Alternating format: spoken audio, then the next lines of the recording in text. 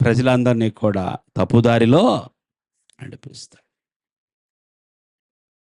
కీడు చేయమని ప్రోత్సహిస్తాడు. ఎదుటివారిని దోచుకోమని, ఎదుటివారిని తరమమని, ఎదుటివానిది లాక్కోమని, ఎదుటివానికి ఏదో విధంగా హాని తలపెట్టమని దుష్టుడు చెప్తాడు. లోకములో ఉన్నాడు అతడు. కానీ దేవుని నమ్మిన బిడ్డలలో వారి హృదయాల్లో దేవుడున్నాడు. దేవుని స్తోత్రం. మీరు దేవుని సంబంధులు మీలో ఉన్నవాడు. ఎక్కడ ఉన్నవాడు? దేవుడు ఎక్కడ ఉన్నాడంటే ఆకాశం మందు ఉన్నాడు అని చెప్తాం మనం. నిజమే, అది ఆయన అడ్రస్సు, ఆయన లొకేషన్, అది పర్మనెంట్గా పరలోకంలో ఉంటాడు ఆయన. అందుకే కదా పరలోకమందున్న మా తండ్రి అంటాం. దేవుని స్తోత్రం.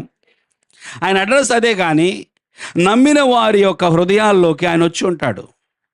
మీలో ఉన్నవాడు లోకములో ఉన్నవానికంటే, మీలో ఉన్నవాడు బయట ఉన్నవానికంటే గొప్పవాడు. మీ లోపల ఉన్నవాడు గొప్పవాడు కనుక మీరు వానిని జయించుదురు.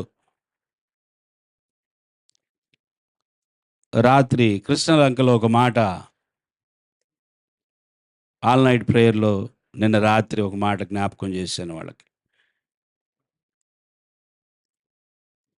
లోకమును జయించిన విజయము మన విశ్వాసమే.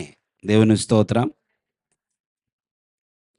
మన మీదకు వస్తున్న శోధనను జయించడానికి, మన మీదకు వస్తున్న ప్రతి ఒక్క కీడును జయించడానికి, మనము పాపములో పడిపోకుండా మనము ఉండటానికి, ఈ లోకాన్ని జయించాలి అంటే లోకములో ఉన్నదంతయు శరీరాశయు నేత్రాశయు జీవపు డంబం.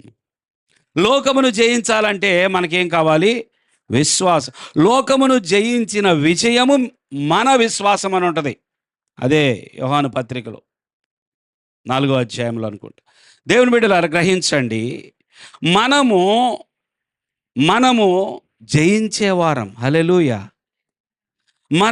మన యొక్క అంతిమ విజయము దేనిపైనో తెలుసా? మనము పాపాన్ని జయిస్తాము, ఈ లోకంలో ఉన్న అపవాదిని జయిస్తాము, చివరికి దేన్ని జయిస్తున్నాం తెలుసా? మరణాన్ని జయిస్తున్నాం. దేవుని స్తోత్రం. దేవుని నమ్మిన ప్రతి బిడ్డ మరణాన్ని జయించిన వ్యక్తి. ప్రభుయందు విశ్వాసం ఉంచిన వాడు మరణాన్ని జయించి జీవములోనికి వెళ్తున్నాడు. మన మరణములో నుండి జీవములోకి వెళ్ళేవారం. హల్లెలూయా. మనము చీకట్లో నుండి వెలుగులోకి వెళ్ళేవారం. ప్రియులారా గమనించండి, దేవుడు లేడనేవారు మాత్రము బుద్ధిహీనులు, వారు చెడిపోయిన వారు, అసహ్య కార్యములు చేస్తారు. మనమైతే మేలు చేయాలి. హల్లెలూయా. మనం ఏం చేయాలి చెప్పండి? కీడు చేయొద్దు. మనకి కీడు జరుగుతున్నదా?